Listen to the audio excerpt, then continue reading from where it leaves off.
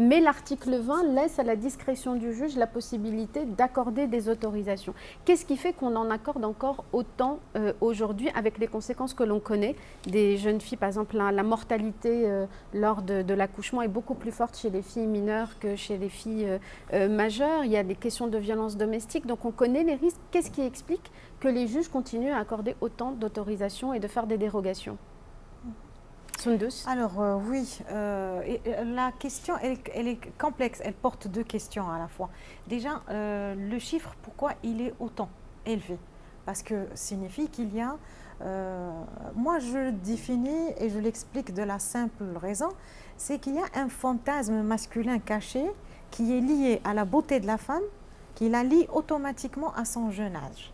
Un deuxième fantasme, c'est le fantasme de la virginité. Et qui dit se marier à un enfant, dit qu'il a plus de chances de retrouver cette virginité tant recherchée. Ce fantasme masculin, peut-être, est le même qui justifie également ce comportement lors de la décision.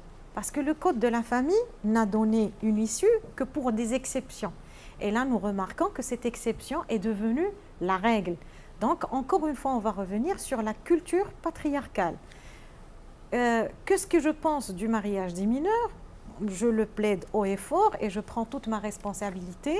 C'est une forme de pédophilie masquée. Qu'on le dise, il n'y a aucun argument qui peut justifier le sacrifice d'une jeune petite fille, surtout que scientifiquement, nous avons prouvé toutes les conséquences que peut subir cet enfant.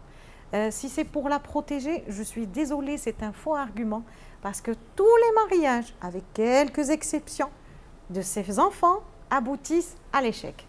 D'une part. D'autre part, cet enfant, le parent qui, sous le prétexte qu'il est pauvre, qu'il n'a pas les moyens de l'éduquer, de la prendre en charge, il va la mettre entre les mains d'autrui, eh ben, il se retrouve après 2 ans, 3 ans avec sa fille conjuguée en 5 parce qu'elle revient avec d'autres enfants et il est là dans l'obligation de prendre en charge tout un nombre d'enfants en même temps. Il y a le côté de l'art parce que peut-être cette fille, elle a été victime d'un viol ou je ne sais pas, d'une relation sexuelle qui a abouti à et là, pour cacher cette pratique, on va la marier. Je suis désolée, nous avons caché une bêtise par une bêtise plus grave. Une fois la fille, elle se marie, bien sûr, du jour au lendemain et après 9 mois, c'est un projet d'enfant. Donc un enfant qui donne à la vie un autre enfant. Déjà, elle subit toutes les conséquences d'une grossesse compliquée, les difficultés lors de l'accouchement, le risque à la mortalité maternelle, les risques de donner des enfants déformés ou handicapés, toutes les difficultés psychologiques qu'elle subit parce qu'elle est encore enfant et elle n'est pas en mesure d'enfanter. Une fois l'enfant est là, est-ce qu'elle est capable de l'éduquer? Donc, elle n'est pas capable de tout ça.